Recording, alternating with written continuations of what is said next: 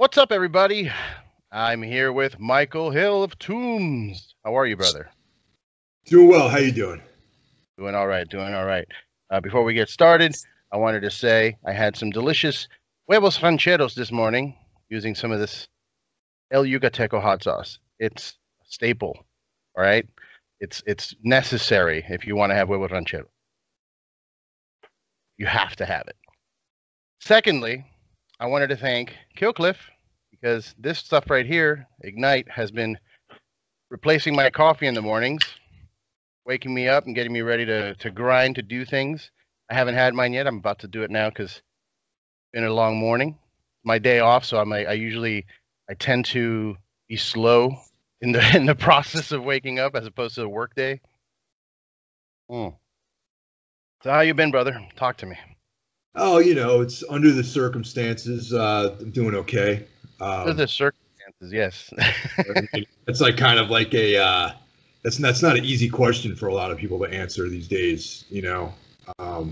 Aside from just the isolation and emotional trauma of dealing with this pandemic, sometimes it's hard to find some bright moments, but they come here and there. Well, you're experiencing one right now, right? I mean, you just dropped a new album. Actually, today, ironically, you and I are speaking on the official release date of the new Tombs LP under Sullen Skies. Nice. But I listened to it, and man, heavy as fuck. Just right out the gate, takes you into a very dark, atmospheric, almost death metal. I love it when bands like yourself and like let's say like a Behemoth or something, they do the double pedaling for a good verse length, and the guitars are just constantly shredding in this like dark, like the beginning of the first song. What's the name of the first song? I forget right here. Big Bone Furnace kicks the record off. Yeah, dude. Oh my god, it's just like, and it just starts opening up this dark, ethereal world and it takes you on the ride the whole time. Like from the next song it almost sounds hardcore-ish when it starts. It's got the dun, dun, dun, dun, the chuggy part that then breaks into more death metal, and it's awesome to hear that you're putting out this really powerful dark music during a time where people seem to kind of, like you said, we're all having a hard time here, and the album is kind of a fitting soundtrack, I think. I guess that's good. I just wish we were able to get out on the road, and as you know, we're a touring centric sort of band, so it's kind of a drag just sitting home. You know what I mean? Yeah, I mean, there's some shows, but fuck, man, like the drive-through shows. I don't know how that works for death metal. Yeah, man, I don't know. I just don't think the energy would be there, and I mean, some of these, people are doing the practice space type of video things, which is cool. But, I just, it's going to be depressing a couple of years from now to like look back and see that. I think I just don't want to contribute to that kind of thing really with people. Well, maybe. I mean, it all depends on your perspective, brother. I mean, if you look at it and you think about it, where hey, we went through a rough time, and you put out, you man up and put out effort, like you're doing something, I guess. You know what I mean? Like, you're putting out the album, which is super commendable, because I wouldn't put out an album. I wouldn't be putting out an album right now. There's just no, like you said, there's no touring, and that's where most of the money comes, because the streaming is shit. You get nothing. No, man, it's another. It's ironic about streaming and major labels, and it's really just the same dirty hands taking the same amount of money from people. It's not like anything's changed, and no one realizes how much exploitation is going on, and that's the name of the game in the music industry. I mean, it was set up. I mean, not to get on like a political soapbox, but I mean, from the beginning, back in the old days, all this stuff was set up really to exploit African American people, you know what I mean, making blues and R&B music and all that sort of stuff, and nothing's changed. Same thing.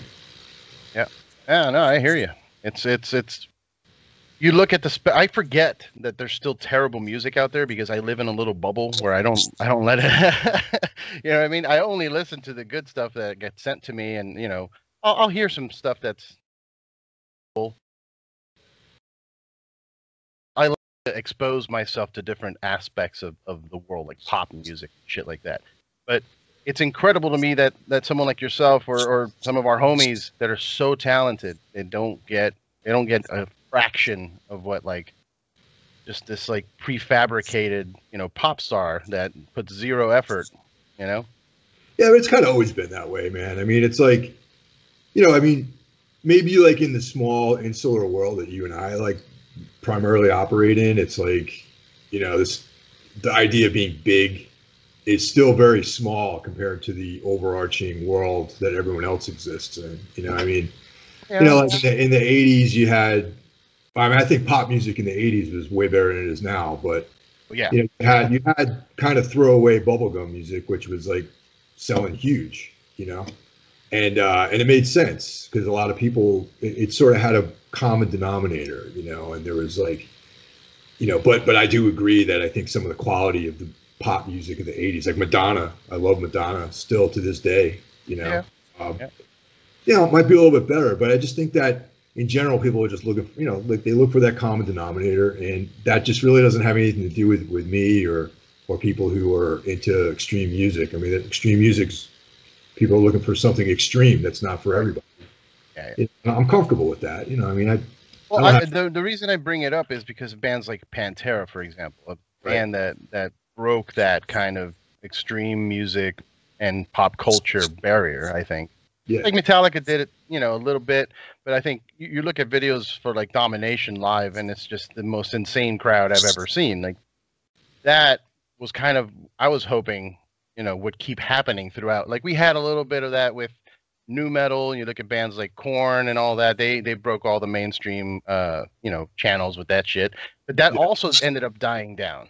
Sure. Like the whole fad of like, the big rock bands like Rage Against the Machine or whatever, playing MTV or Nine Inch Nails, that I feel like all that kind of went away. Like now kind of lately, I think with like video games, I think metal is starting to make a little bit of a more splash into pop culture than I guess MTV or whatever, Sure. Yeah. I mean, I don't fuck around with video games too much because I know that like all I needed to do is to find that one game that I love and lose the rest of your life. Everything else in my life probably. I got like that kind of obsessive personality with certain things, Yeah, I mean that's what most artists have, but they just direct that to their craft instead of somebody else's, craft. Yeah. Like, you got to make it instead of just enjoying it. Because even as a musician, I know you're a fan of music. It's got to be hard to be a fan and not let it influence the music you're creating. You know what I mean? Like I know dudes that don't listen to music when they're in writing mode because they don't want to write a similar riff to something they love, Yeah, I mean, I got to admit though,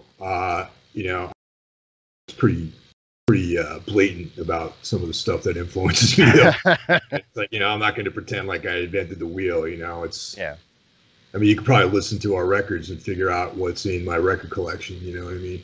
Yeah. So how did you start the process for the new album? I mean, what was the, like, hey, how long has this been in the process? Did you start right after the last album in 2017, or did you do this recently?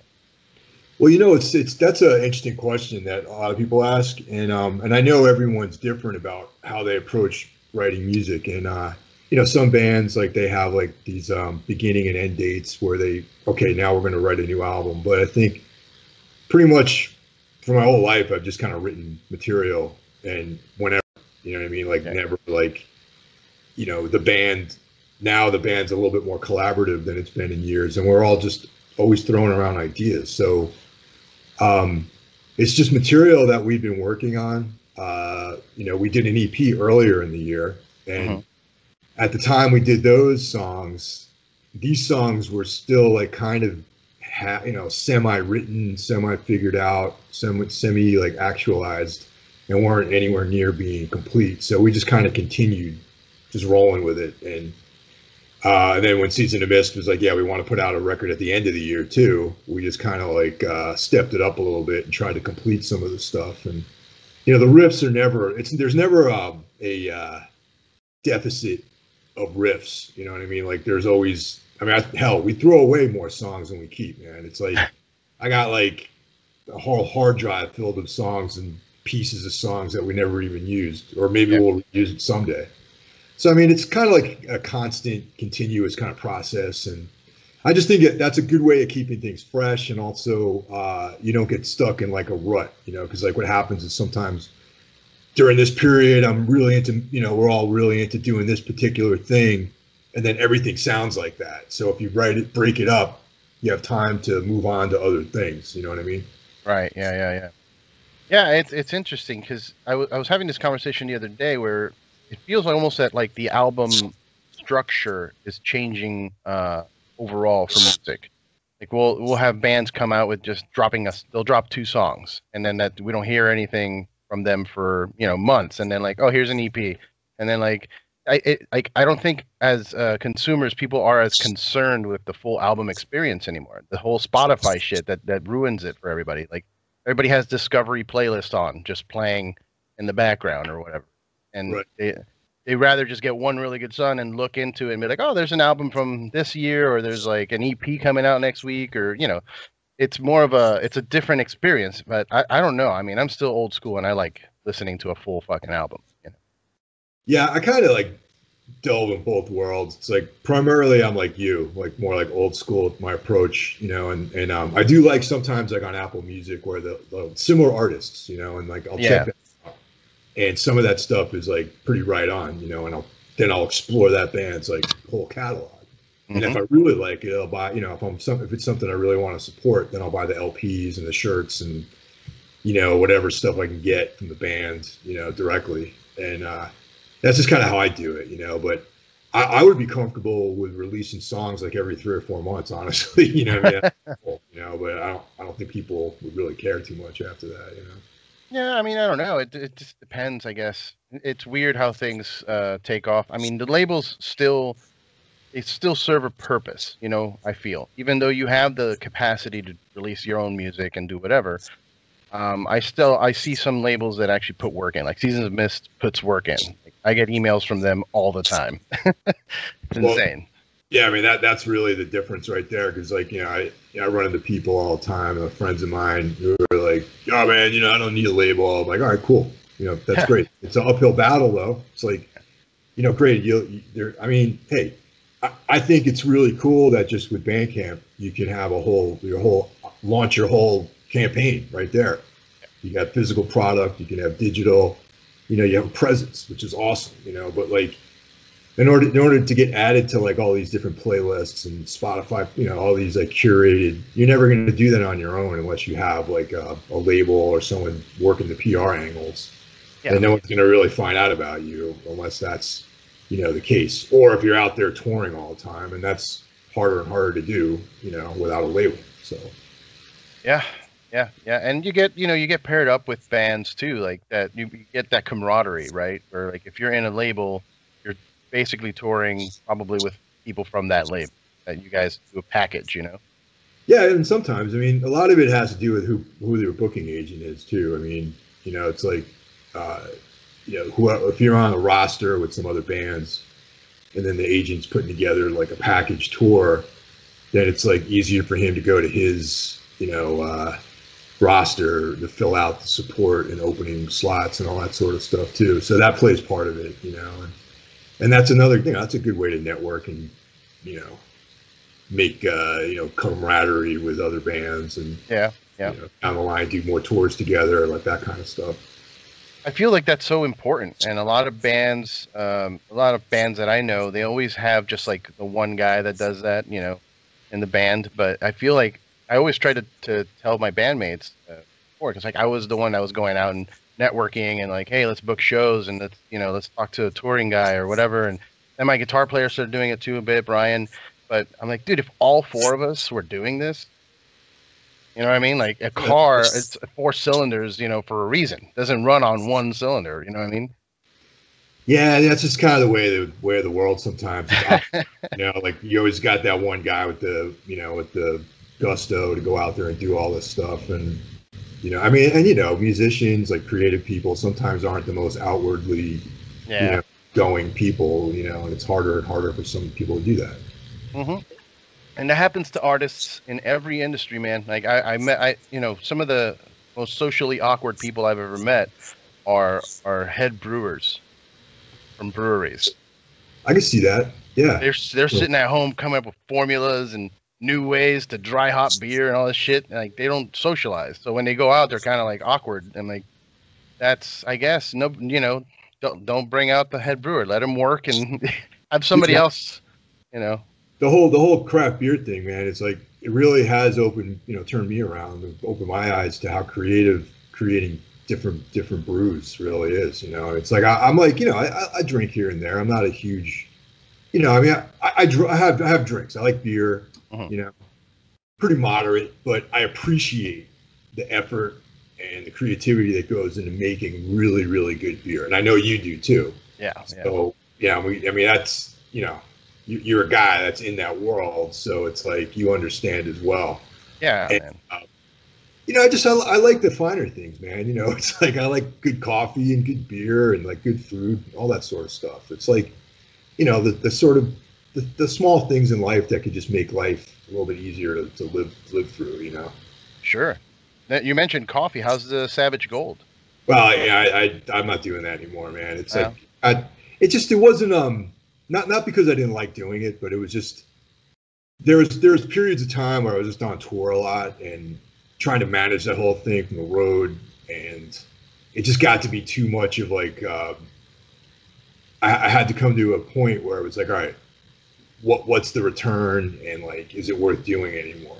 And unfortunately, I had to kind of pare back on like where my efforts and my energy was being put into. You can only do so many things in a period of time. So at least for now, that's shut down. I mean, I don't know, maybe things will change, but for now, everything is just, sort of not. I had to shut it down. So.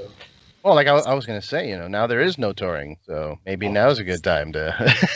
The future is so uncertain right now, too, man. It's like, from day to day, who knows, things change. So right now is not, for me, in my opinion, for my personal world, I'm not looking to take too many chances right now with like money or anything like that, Yeah. No, I hear you, man. It's weird. I know we don't want to, like you said, we don't want to get political. I don't have any political. I'm not a politician. I saw someone on one of our YouTube comments. Somebody said, "This guy doesn't know what he's talking about with politics." I'm like, well, thank God I'm not a politician. Yeah, I don't really care. I don't know too many people who do know what they're talking about with politics. Yeah. I mean, it's like, I just read the paper every now and then, and that's it. I don't really have, I mean, I know a little bit about the Constitution. That's about it, really. I mean. Well, without any political leanings, though, I just wanted to say that this is the first time in my life, in the last year, this whole year, is the only time this has ever happened to where when I wake up in the morning, I grab my phone to make sure the world hasn't fallen apart. Like, that's it. I'm just looking for the headlines of like, all right, we're still operating, everything's still going. Do I need to go to work today? All right, cool. Well, that's exactly right, man. It's like, I mean, you can stretch it all the way back the last several years, but the most intense feelings of the country about to fall apart has been in the last 12 months, really. Yeah. I mean, you got the election, you got all these like extremist groups from the right and the left clashing in the streets. You got people being triggered. You got like the pandemic. You got people out of work. It's just like. The climate is rife for disaster, Yeah. So every morning I'm like, all right, man, did the world end? Are we at war with each other? Did someone burn down another city? Like, what's going on? It's tiring, Yeah. Like, it's funny because I grew up in that world of running away from like what's happening, because my whole family growing up, my father and all that, they were all criminal masterminds. Yeah. So I was always in the environment of something's gonna happen at any moment. We have to move, and like, because my whole youth, we would move it from city to city every year. It was a different city, and I have that panicky, all that shit already dealt with. I've my whole life, but I always felt like, oh, I'll figure it out. Whatever happens, we'll figure it out. I'm like water, it's fine. We'll adapt. But these days, it's like, oh, like. I'm making plans of like which dudes I'm gonna pick up for my Mad Max crew when shit goes south. You know what I mean? Oh yeah, totally, man. I became like a bit of a prepper myself too. You know, I got like, you know, miscellaneous items for self-defense. You know, around different parts of my house here, and I got food supply. Yeah. You know, a water filter. I got some meals ready to eat in case I have to go on the run. You know, MREs are great, man. Yeah, my cat. I'm drilling my cat to jump into her, you know, her travel box if we got to make a break for it. You know, so it's like, yeah, man, it's troubling times. You know. So when do you think it all ends? Because I feel like this feels like a planned, like storied series, television series coming to a finale where like they keep teasing the end and they're just dragging it out, and then eventually this big finale that's going to disappoint everyone. I don't think it's going to end, man. I just think, honestly, I think that it's not going to be like this big climax. You know, it's going to just be this slow, you know, kind of burn off. Like slow burn. Things, you know, little by little, things are going to change, and one day it's going to be different. You're going to barely realize it. You know, it's like, I got to say, even though I'm not like the biggest, you know, Joe Biden fan as a leader of the country, I celebrated when I found out that he was elected. You know, he became the president-elect. And of course, leading up to all that, I totally expected Donald Trump to. He was already building a case for himself to refute, you know, the election. Oh yeah, even before the numbers came in, he was already saying, "If I lose, it's because someone cheated." Like, yeah, totally.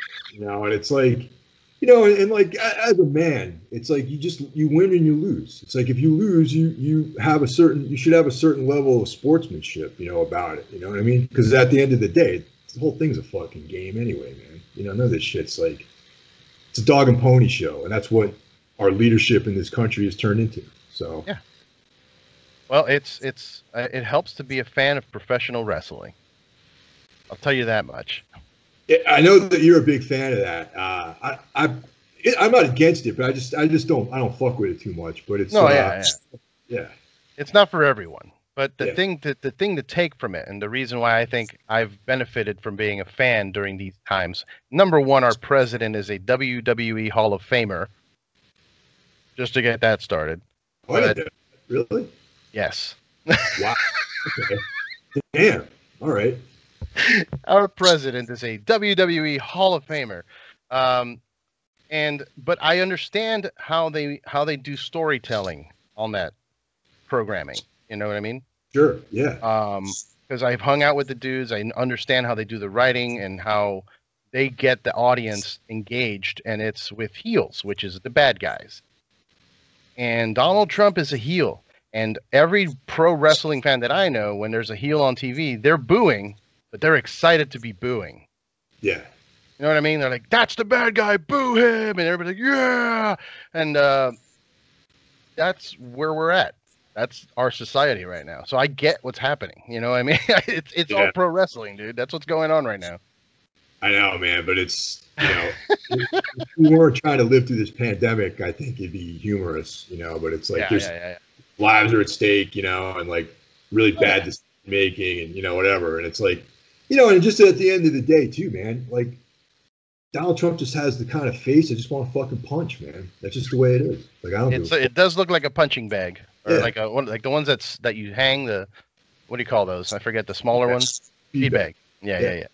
You know, I'm sure there are people out there that you know that support the man. I'm not one of them. And you know, there's a lot of guys out there that are like these like would be like tough guys that support Donald Trump, but I'm just saying, I think he's the kind of guy that needs to get smashed. And if they need someone to do it, I'll do it.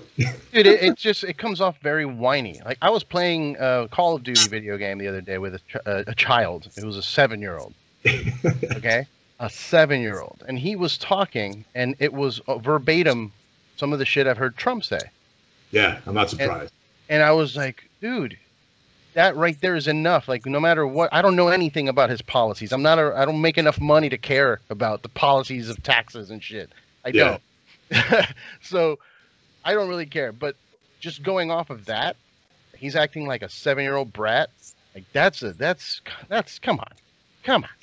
Fuck, man. Like, what are we dealing with here? Yeah, it's very disappointing, you know. And but you know, like you said, neither one of us are political science, No, you know, I am. expert or anything. So I am motivated though, and I just got inspired, man. I think I'm gonna make presidential speed bags. that's a great idea, man. Make a Trump one with the little yellow, like a poof of yellow on the top for the hair, and then we can make a Biden one too, so people don't think we're partisan. You know, I mean, you could buy one if you want, punch Biden in the face too if you want. But at least release your anger with these speed bags at the gym or something, or at your home instead of on each other.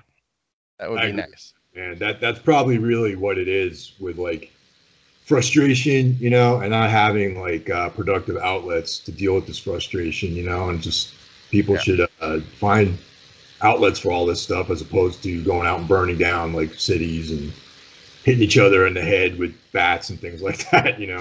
Yeah. You think about it, and that I was thinking about this the other day, and in a different context, and it was that, you know, I'm not in a band anymore, and I've been in a band for 10 years. And after 4 years of not being in an active band, I feel this like inside aggression that I used to let out on stage.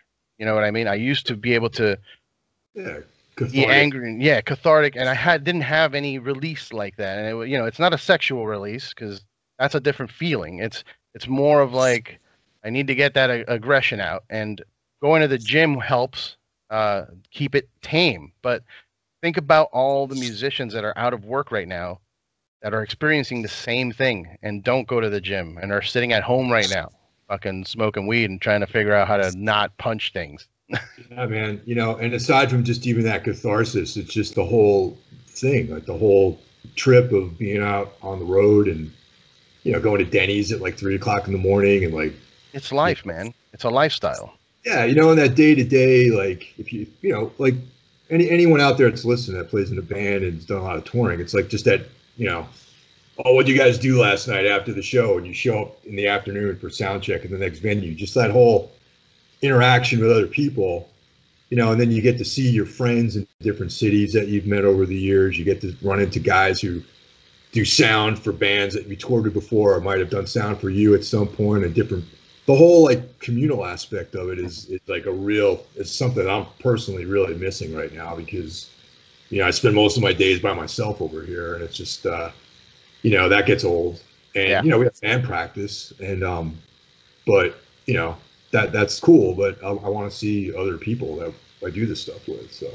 For sure. No, I hear you, man. It's like I do stuff like I play online video games, so I have a community that I stay in touch with, but it's just audio either, you know, like we're playing, but it's just like we're talking, we're having it's like a phone call. I still miss being at a bar together, you know, go to a show. Yeah, you know? that's a real heavy like loss, man. And you know, it's something that I think you know, people may be taking that for granted too, you know. And I know I have, and I think when we're ready to start going to see shows again, whenever that is, I'm going to make sure that I go. I don't just sleep on certain things. Because I just remember in the past, it's like, oh yeah, man, so-and-so is playing tonight at wherever. And I'm like, oh yeah, I'm going to go. And then I don't go because I'm tired or like, you know, oh man, I want to watch a Netflix show or some bullshit like that. And I'm like, you know what, man, it's better to go and maybe be tired the next day at work or whatever. But it's just better to get out among people. And I think that my resolution moving past all this is like when there's you know, bands coming through that I want to see, I'm going to make sure I go out and see them now. Yeah. Well, one thing I was talking to one of my buddies about, and it was a concept in my head of, he was telling me that time was the only truth. He's like, the only thing you can measure life in is with time. And I was like, I don't really agree with that. But if you think about it, I think life experiences are the truth, you know. So now that we've all had all this time to ourselves, it gives us that realization of like, oh, the experience, that's what matters. It's you could be tired at work tomorrow, but whatever, man, fucking sleep it off later. Totally. You know. And time, I'm not even convinced that time is a constant, honestly, because you know, I think that it's a subjective thing sometimes, like how much an hour feels like or how much a year feels like, you know. And it's like, and there's all sorts of paradoxes around that. So I think the experiential thing that you just mentioned is probably more significant than how long a minute or an hour or a year is, really. Yeah, man, think about it. Everybody's making the joke this year, 2020. Hey, remember back 47 years ago in January? Yeah.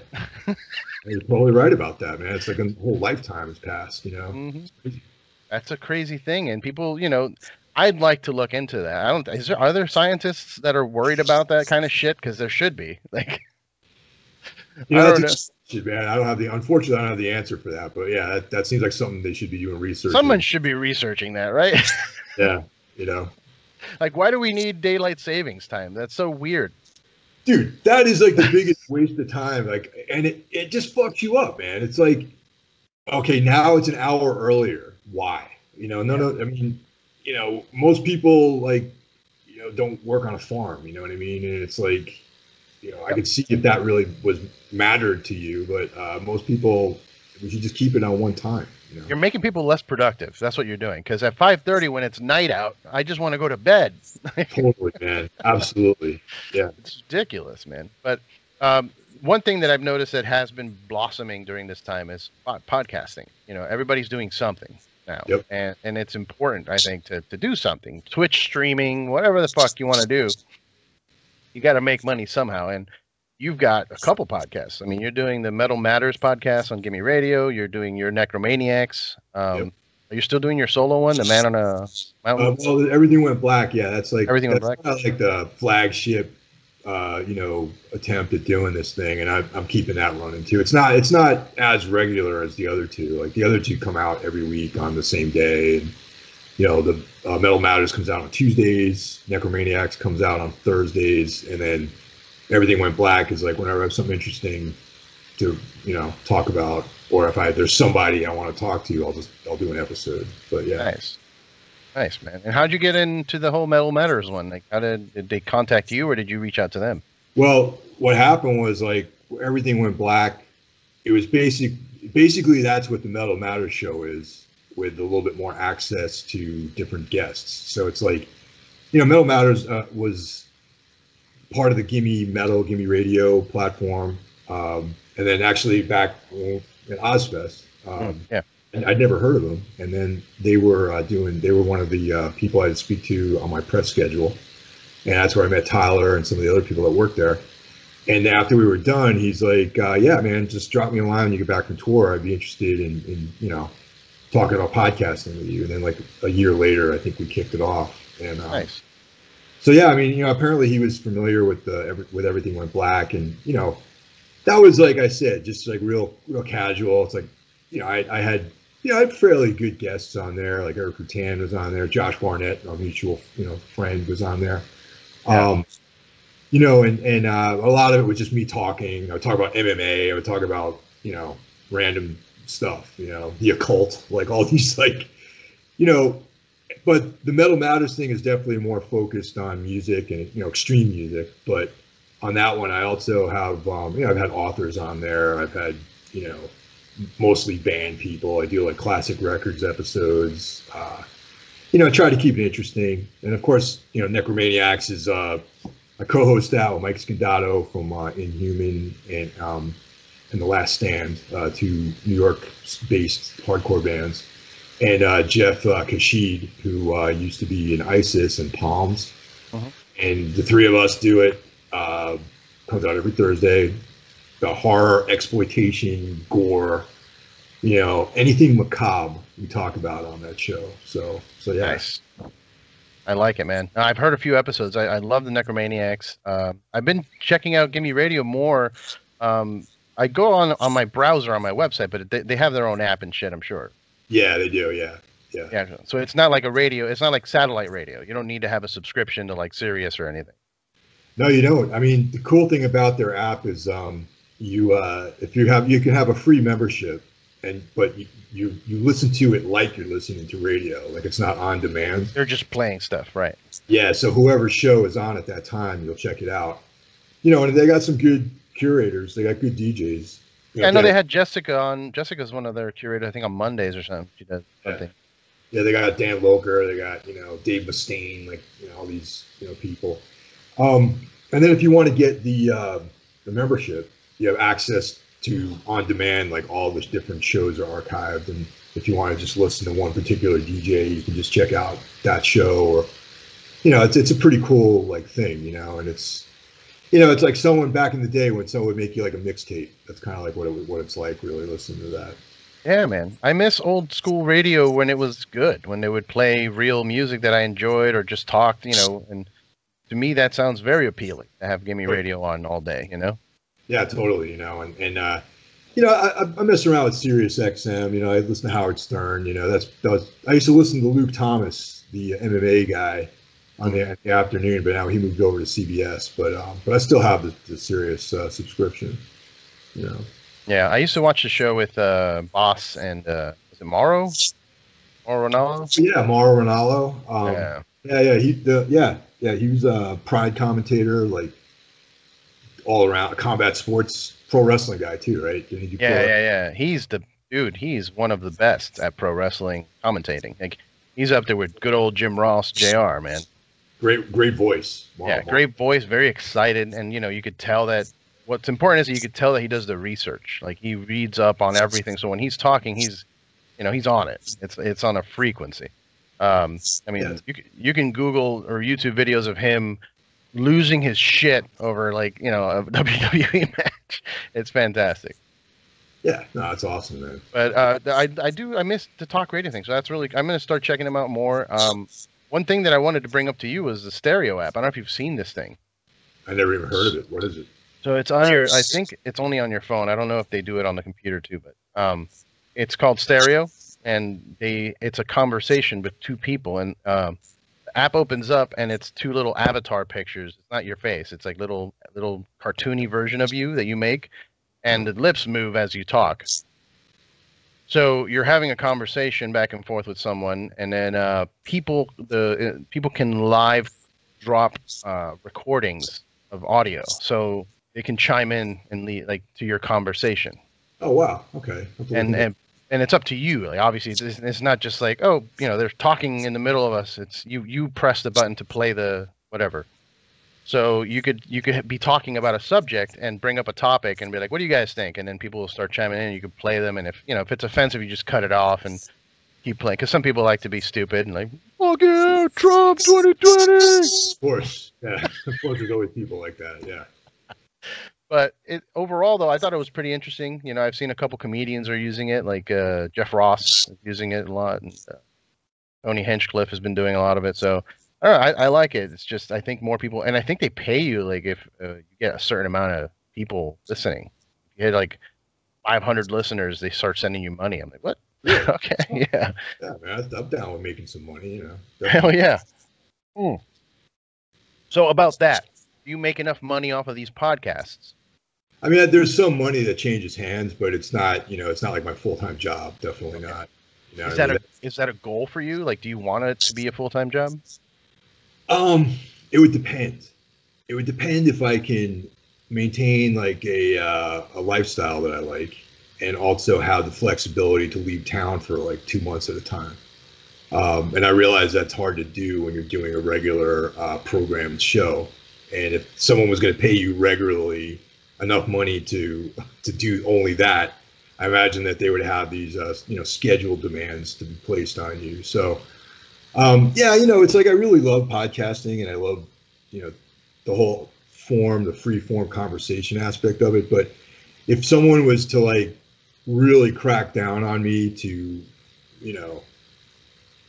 really stick to a schedule like that, even though I do have a schedule, or some producers got involved or something like that, it would really just turn into another job, and I could do other things to make a lot more money with less stress. You know what I mean? So, I guess the long-winded answer to that is like, I would do it as a job if it fit with everything else that I have going on. It made sense. Yeah. I don't want to just like, all right, man, you got to do like, 6 hours of audio programming 5 days a week, and it has to all be live, so you can't pre-record stuff, and that means I never go on tour. And like the whole point of this thing, and my whole reason for living is like to create music and travel and play gigs, So that's kind of like against the grain with that, Yeah.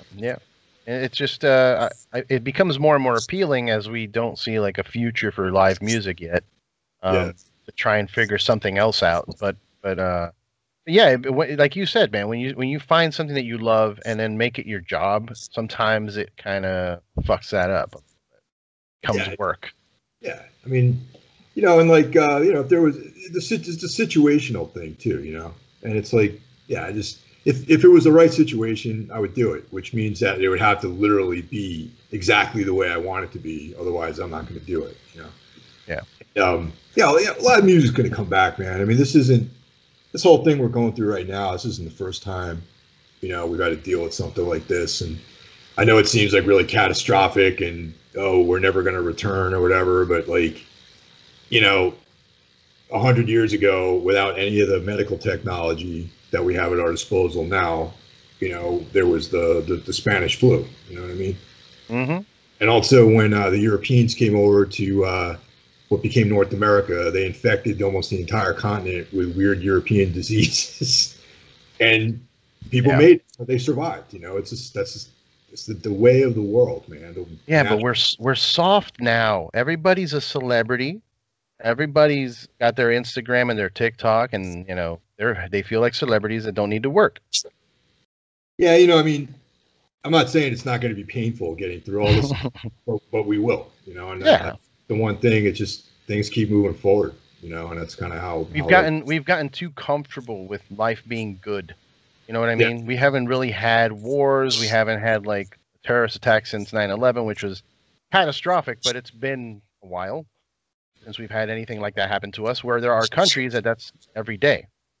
True. That's very true. And also terrorist attacks in 9/11, it's like there was this one big event that happened, but you still were able to feel relatively safe, and you didn't have to like be separated from people, and and that's the separation aspects of it. Humans are like communal, community-based people. So it's like if you start eliminating that, all these like weird neurotic behaviors, like all these like neuroses start developing. I mean, I even see it in myself, man. Just like the tension, like the stress levels, depression, like all this stuff, man. It's like it's like a very real emotional like thing to get through, and that's that's what everyone's having a hard time with. It's not a tangible enemy, really. Yeah. I think that's why we were seeing a lot more podcasts, video podcasts like this with musician friends, because it's therapy, really. I agree. You need to have to talk to somebody, you know what I mean? Because if you're locked up at home all day doing nothing, that can get to you. I try and stay so busy that it doesn't catch up to me. You know what I mean? By the time I get to bed, I start thinking about it a little bit, and I just pass out. Yeah, it's like I'm definitely busy. I got, I always have a lot of stuff going on, but like, I am here by myself, so it's like that element of it gets old after a while. But there's just you got to develop a certain type of mentality to just kind of push through these things. You got to keep a schedule. I think is really the main thing. You got to get up at the same time and have certain periods that you do certain things. And then, of course, for me personally, I need to do something physical pretty much every day. And then you do that, and then you feel better. Are you still doing jujitsu every day, or? Well, no, I'm not comfortable enough to do jujitsu right now. But I've been doing Muay Thai. That's like, that's like my main love, really, for martial arts. And, I just started doing this kettlebell challenge. It's 10,000 kettlebell swings in 20 workouts. So there's a whole program you follow with that, and it's been rough, man. But it's like, just little tasks like that throughout the day are things that that really help with all this stuff, Yeah. There's this new thing that I saw a commercial for. It's called the mirror. The mirror. You put it up on your wall, and it's a mirror, and on the mirror there's I guess like underneath the glass there's a screen. You can have a trainer like talk to you while you're working out in your house. So you stand in front of the mirror and do the whatever you're doing, kettlebells, and they'll be like, all right, lift up your elbow and do this and shit like that. That's pretty cool. Yeah, I mean that's like super expensive rich people things that I won't ever have.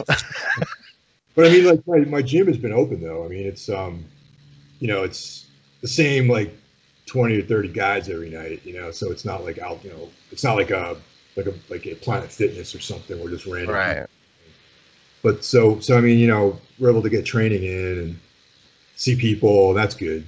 Hit pads, things like that. Like I'm not really doing any grappling or anything like that because I feel like that's really pressing your luck. But right. But once again, I'm not going to criticize and anyone. It's not just Corona; it might be a staph infection or something else.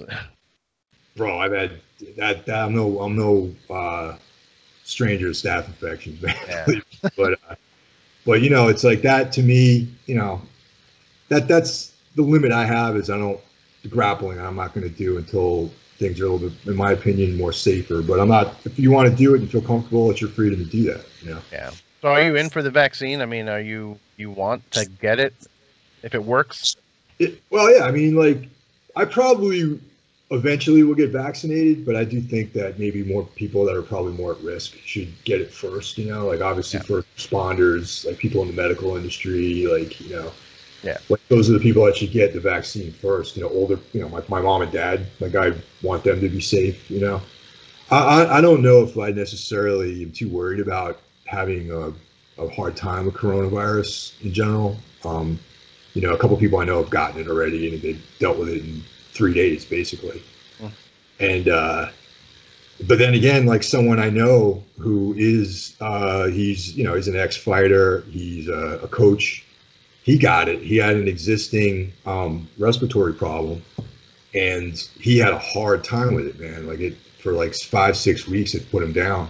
Yeah. So you really can't tell. I mean, but still, I feel like I'm more concerned about the people in my life than I am about myself, really, at this point. For sure. No, yeah. I mean, that's the thing, right? If somebody shows up with a vaccine, you take care of your family first, and if there's enough at the end, that's for you. Because I think I got it in like January after NAMM, dude. Pretty sure. That seems like the kind of place you would get a virus. I was out for 2 weeks after NAMM. Like in bed, couldn't breathe, couldn't sleep, couldn't taste anything, couldn't smell anything. It was like, what the fuck is this? I thought it was just me, getting the Namthrax that we get every year, I mean, it sounds like you probably did have it, and I mean, at the time, like I live out in New Jersey right now, but at the beginning of this whole thing, I was living in New York, taking the train every day and the subway and just forget about any kind of pandemic, just the soup of bacteria and viruses and just filth that you have to subject yourself to. When I started hearing about COVID-19, I started looking around. I'm like, I'm in the subway every day, man.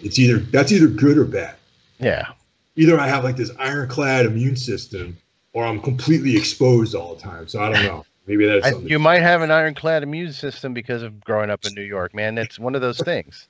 Yeah, we grow up like George Carlin would say, swimming in raw sewage in the Hudson River, That's right, But it's no joke though. Like I definitely, it's something you got to be really careful with. You got to make sure you're safe, and I get tested every 2 weeks too, which is like, something that just my own like sense of responsibility dictates that. There's like, I just want to feel safe. I don't want to put anyone at risk. I'll make sure that I'm healthy. And there was a couple of times where I was convinced that I did have it though, where I was like, oh my god, I can't move. I'm sneezing and coughing.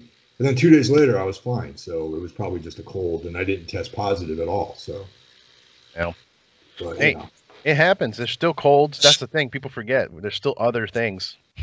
Yeah, not everything's coronavirus. Yeah, we'll see, man. I'm definitely up for the vaccine. I don't believe that they are injecting microchips into us. As hard to believe as that may be, people think that that's what's happening. That Bill Gates' vaccine is going to have microchips to track us all, like we don't already all have cell phones. Well, that's the thing, man. It's like everyone's talking about privacy and like, oh, I want to be tracked, but like no one wants to give up their phone. Exactly. Which holds all of your personal information. GPS tracking. Yeah, dude. It's like you got your fingerprint for the back thing to turn it on with the fingerprint.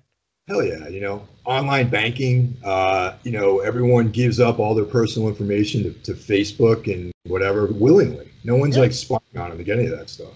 Yeah, but they go on Facebook to complain about these conspiracies about being tracked. It's like, come on. Hey man, like nobody loves a good conspiracy theory more than me, man. You know, but I also, you know, hey, maybe some of this stuff's right. You know, I don't know, but Yeah, I mean, I like looking into it. I don't like to fall into the rabbit hole of it, because then you can convince yourself of anything. And that's one thing I was telling people. Like my father, for example, he keeps sending me little clips of Republican news and how the Democrats are lying and blah, blah, blah, all this stuff. And I'm like, are you even looking at the other side, or are you just looking at this side? Because you need to look at both if you want a full picture of what's happening, right? sure, you know. Yeah. Well, that was the thing that I thought was the funniest about the whole, like, you know, challenging of the election was that only the states that the Democrats won in were guilty of fraud, not the ones that the Republicans are. You know, those are completely on the level. Oh yeah, So yeah, of course. that was really funny. Those are our people. I mean, well, they wouldn't. That's how they see it, right? They're like, no, they're fine. We don't need to look into that. It's good, hardworking people out there. You know, that's it. It's just weird, man. I like exploring all aspects of existence in life. I like to hear stories of like, you know, people were giving me shit for hanging out with Jesse Hughes. I'm like, dude, yeah, he has some opinions. But those are his opinions. Yeah. I mean, dude, I mean, the fact that this whole guilt by association thing, I think it's a weird phenomenon that's happened where it's like you can only be friends with people that think exactly like you. Yeah, it's not good for you, man. No, and like no one can ever change, or, you know, bro, I gotta tell you, man, like, just, you know, I'm pretty old school. Like, I grew up, you know, like a lot of people into like really dodgy shit, you know, weird ideas about stuff. But some of those people changed, man. You know, when you're 15 years old or 16 years old and you're influenced by all this negativity in your life and you develop a certain ideology, by the time you're 21, 22, 24, you're out of that. So there's all those embarrassing moments in your life where people have, like, remember you as a different type of person, you know, and you're a completely different person 30 years later. And it's you see, you know, in some ways you have to allow that, you know, and you have to forgive people too if they're sorry for certain things, or if they've changed, or if that was, like, you know, a change part or something like that. You know, it's like, and I feel like this society doesn't really allow that to happen anymore, which is unfortunate. That's some pussy snowflake shit, bro. What are you talking about? You know, that's fine. That's what I'm saying. It definitely it's lack of empathy, lack of compassion. No one gives a shit. It's because they feel comfortable feeling that way. Like, they feel like they're justified now. Like, I have a lot of buddies that I talk to from high school that don't agree with me, and they don't understand that they feel this way because now they have permission to feel this way. You know what I mean? They're inspired. It's fine. And that's what happens when you get inspired. But it's not a good inspiration. Nothing. You shouldn't be proud of being a jerk. Like, what is that? You should have compassion. Well, that's the scariest thing I think about, just kind of the state of things right now, where everyone's like really on the opposite end of the spectrum from each other, you know, and you know, that social division is going to be like around for a long time, really, I feel, you know. I mean, especially on the Trump side of things, like the MAGA people, you know. I mean, they probably spent, you know, 20 years of their lives, like, made to feel a certain way by the Democrats and the liberal types. And, you know, I'm not saying who's right or wrong. I mean, you know, I have to work with all kinds of people, man. Like, I have to be around, like, I mean, I used to work construction, man. So it's like, you know, I spent years of my life digging holes in the ground and pouring concrete. So I'm around people with very conservative ideas, you know. And then I also spent years of my life, like, in, you know, I went to college, I traveled in the world, you know. And you got to understand that people have different ideas. That doesn't make them bad people, but, you know, you have to have, I think we have to get back to that idea of just people having different ideas and be able to find that place between all that where we can coexist, you know? Right. a lot of people I hear talk about a third party, that the trifecta, whatever, the Holy Trinity. Like there should be a third aspect. But I don't think we should see it as an individual third aspect. It should be the two sides connecting there. That's how you find a balance. Yeah, and it's like there should be more than three. Maybe there could be like, I mean, there should be several parties. Really, there shouldn't just be two options. I think that but then again, that just comes down to money, man. And it's like who can raise enough money to do their campaigns, and it's all very much tied into financial shit. You know what I mean? Are you ready for Dwayne "The Rock" Johnson running in 2024? Why not, man? You know what I mean? It's like we might as well. I mean, it's a better choice.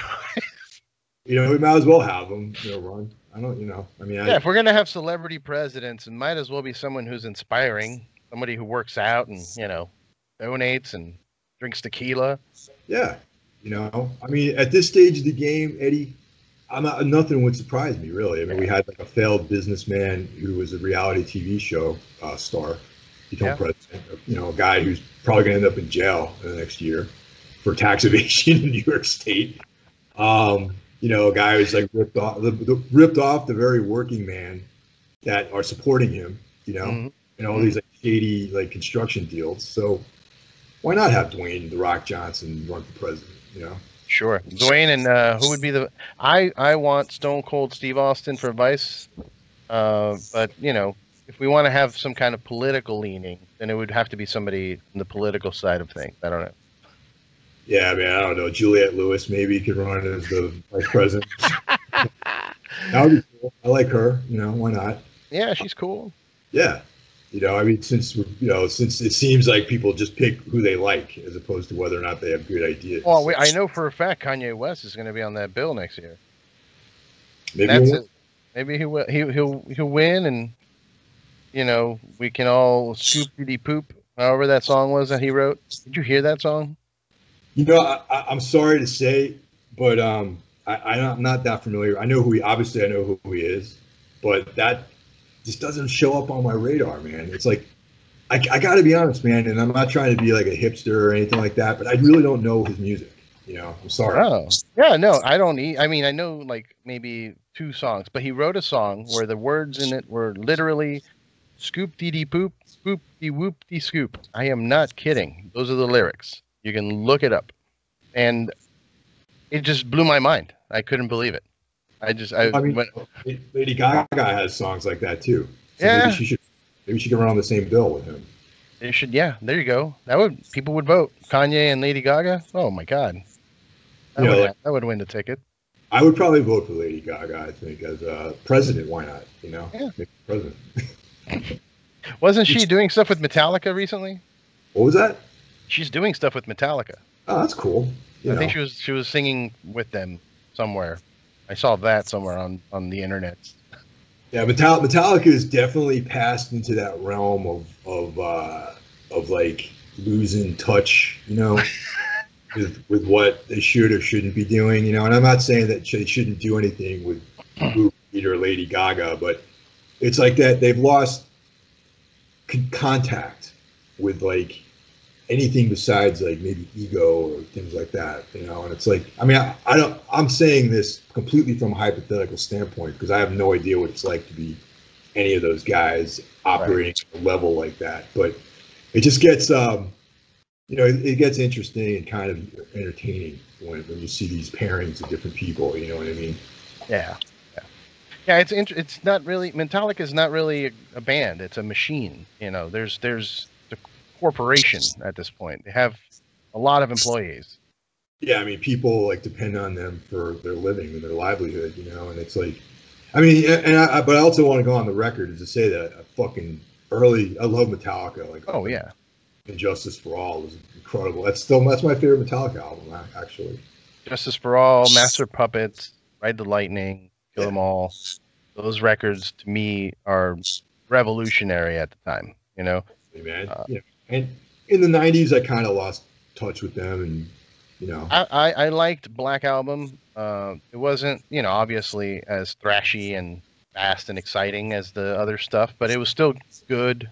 I thought the writing was good. After that, I kind of lost. When they cut their hair, that was when I drew the line. In retrospect, I actually like the Black Album more than I did when it came out. You know, like I think a lot of that stuff is just solid, like hard rock music. You know, I can listen to it now and really enjoy it. But back when it came out, I got so excited because I'm like, oh, it's just black. You know, it's just this black record. You know, and I was like, this is awesome. And then I put it on. I was like, all right, okay, all right. Oh. And then I was kind of like, because the juxtaposition of that record with Injustice for All, where there's like 7-minute songs, all these parts and all this like shredding and like tempo changes and all that stuff. And then there was like, I wasn't ready.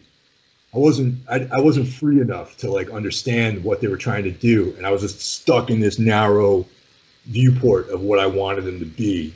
And then, 20 years later or whatever, now I can appreciate it. You know what I mean? Yeah, but I think after that, I kind of like, they would drag me in with like a song or two from like that I would hear. And even recently with their newest release, there was somebody sent me the song. They're like, dude, they're back.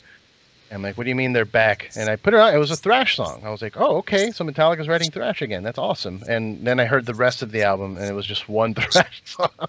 Oh wow! Yeah, wow. Yeah. I was like, all right, well, fuck. All right. Yeah, but good for them, man. It's like I don't, I'd still have nothing but respect for those guys. Hey, they're selling those records. That's what matters, right? Yeah. And like I tell people about, as a metalhead, we all make fun of Nickelback, but someone's buying those fucking records. I don't think. That's a point, actually. Yeah. Yeah. It's not like I may not like their music, but somebody does, and a lot of people do.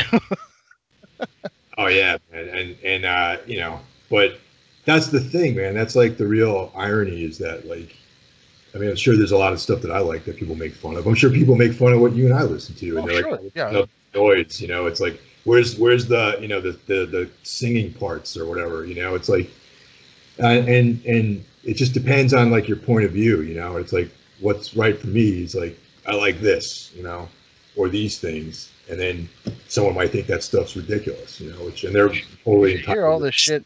You should hear all the shit I get from Cuban friends from growing up that they're all into salsa music, and I'm like, hey, you check out the new Gojira video, and they're like, what? And I'll send it to them, and they're like, dude, what's wrong with you? Yeah. Like, why are you so angry? It's devil music you're listening to.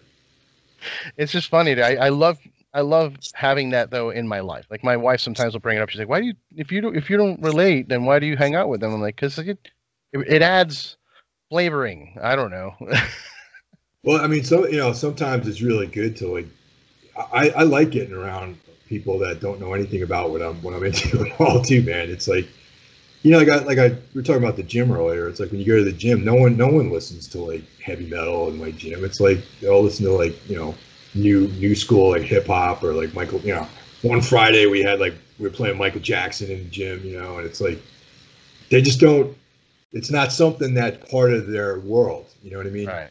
But it's cool because I like going there, and it's like, they also can like sort of objectively be like, oh, what do you listen to, man? I'm like, check this out, or I'll send them a link to like a Tune song or something like that, and they're just, I don't know, man, like. I like that thing, but this other thing's a little too much for me. That's what I get sometimes. So it's like I like that though. I like being around people that aren't necessarily 100% into the things that you're into. For sure. I like it when they're a little bit into it. Like I'll meet somebody that's, oh, dude, yeah, I love metal.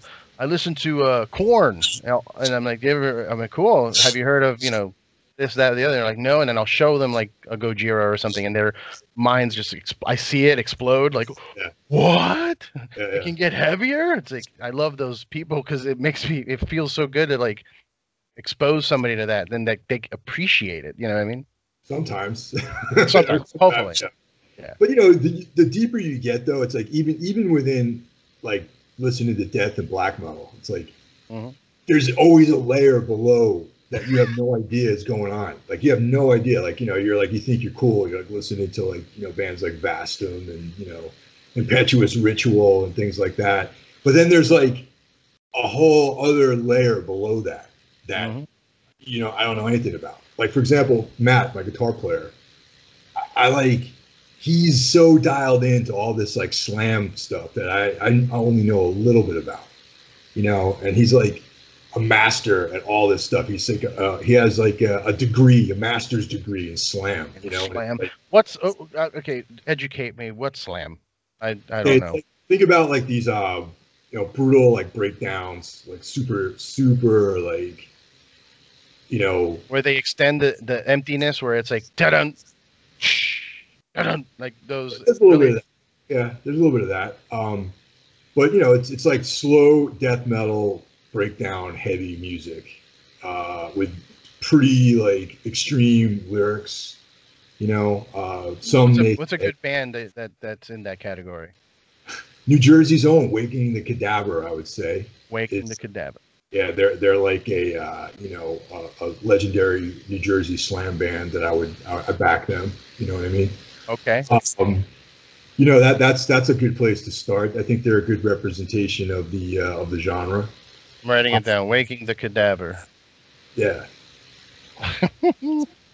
Yeah, I want to check it out. I do. I like knowing these things because, you know, I don't want to, you know, as I host this show, like I want to know as much as I can, right? Like if somebody's like, hey, have you listened to Slam? I'll be like, da da da. Let the boys be boys. Slam. Is that what you're talking about? It's like a lot of dudes wear like like those flat brim, like fitted hats. You know what I mean? Big shirts. Maybe, you know, it's like a T-shirt with like a logo on it that you won't never be able to read the logo. Oh, it's their own clothing line. And then there'll be like a title that would be offensive to most people. You know, like a title of a song, or a record, or some slogan on the back of the shirt that would be like incredibly potentially offensive to like straight people, like regular squares. You know what I mean? Like Jesus is a cunt. Who was it that had that shirt? Oh, that's what's his name there? Why am I? Well, the British Cradle of Filth. Cradle of Filth, yeah. There we go. Danny Filth. Yep. I can't believe I had him on the show. When they hit me up with it, I was like, really? No, yes. He was on Metal Matters too last year. He was great, really cool guy. You know, I kind of wish like I got to meet him in person because I think that he's just really into like a lot of the like same like, you know, the stuff I like to read. You know, like all this like gothic horror and all that vampire stuff. Like he's just a cool guy. You know what I mean? Sure. Yeah. He collects a lot of stuff. He likes beer. Yeah. I mean, I think he's. You know anyone from the UK who doesn't like beer? That's true. Yeah. No, he surprised me, dude. I really wasn't expecting him to be so down to earth and, you know, cool to sound like I want to hang out, like you said, just have a beer, talk shit. Cool, man. I like Danny Phil. Well, now that we put him over, I want to put you over a little bit more with your shows. So, Necromaniacs, Metal Matters podcast on Gimme Radio, and Everything is Black. Everything went black. Like Everything went black. Yeah. Everything went black. Those are your three main podcasts. Those are like the only podcasts I do.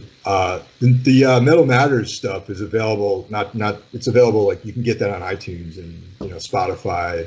It's not just part of the platform, so you can, you know, you don't have to be a Gimme Radio member to listen to it. Okay.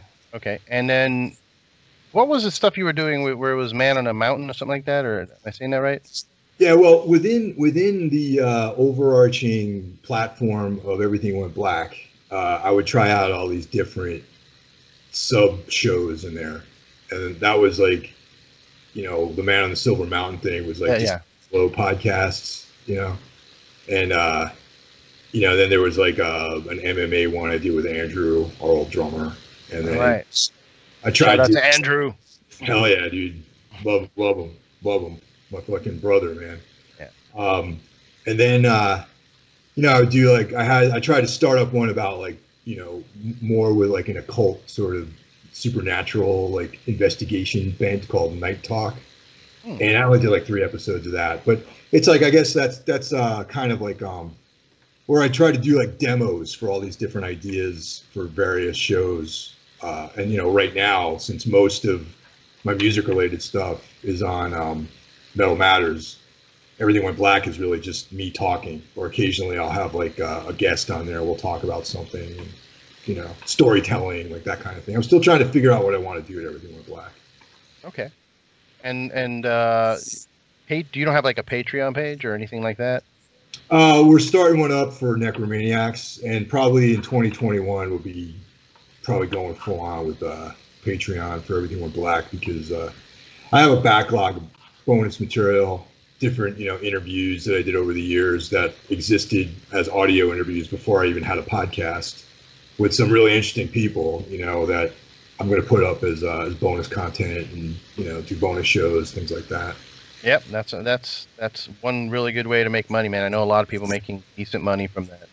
Yeah. My Patreons are helping me pay for all my server fees that I have and shit like that. So I appreciate that the little I get, it's a lot, Sure.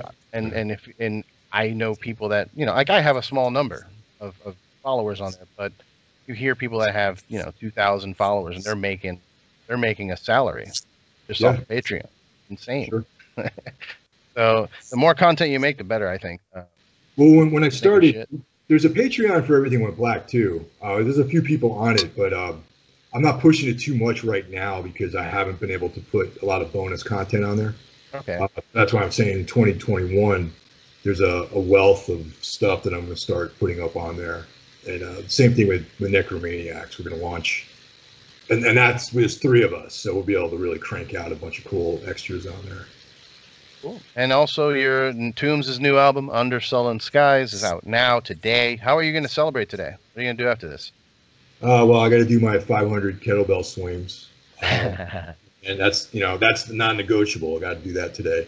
Okay. That's really it, man. The holidays are coming up. I don't want to be in close proximity with anybody because I want to see my family, and I don't know. I don't really have any plans, dude. Crack open a bottle of something to celebrate for yourself. I was thinking about that. There's a really nice beer store down here in Metuchen, New Jersey, where I live, and it's they got that Cape May IPA there, which is I'm quite fond of that. So nice. Maybe I'll do that. But I hesitate to sit here and drink by myself because that's like, kind of a dark thing to do sometimes. Feels alcoholic-y, like becoming an alcoholic. Yeah, it feels like like a little darker than I like to get sometimes. I have a solution for you. You get on Skype or Zoom and you talk to a couple pals. You have a little happy hour situation, and then that way you don't feel so bad about drinking by yourself because you're virtually drinking with everybody else. That's probably a good idea, man. I never tried that before.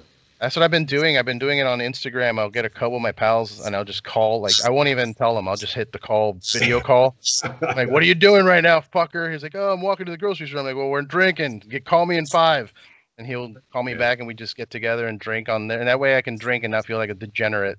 Yeah. I mean, Friday nights are, it's, I was just this morning when I woke up, I was like, man, I feel like with the record coming out today, I should be driving somewhere else out of state, to do a show or whatever. I should be loading equipment or, we should be on our way to somewhere else. Home, so it's a drag. Set up a Zoom call with your bandmates and you all get drunk and record it and put it out as content. There you go. Those are like the only guys I actually see on a fairly regular basis. We can just go down to the practice space and do that. Maybe that's what we should do tonight. Yeah, maybe that. Do like a little hangout. But anyway, people listening, please check out Under Sullen Skies. It's fantastic, man. I'm going to go listen to it now, actually, in between this and my next podcast. And, I already heard more than half of it. So I only got a couple tracks to go. But thank you, dude, for your time. I appreciate you. That we're glad that you're a homie and that you're doing well. You're staying safe in there and stay productive, man. I think that's the only way we get through this. Staying productive. Hope to see you soon, man. Yeah, brother. Take care. Take care, Thanks. brother. Take care, bro. Cheers.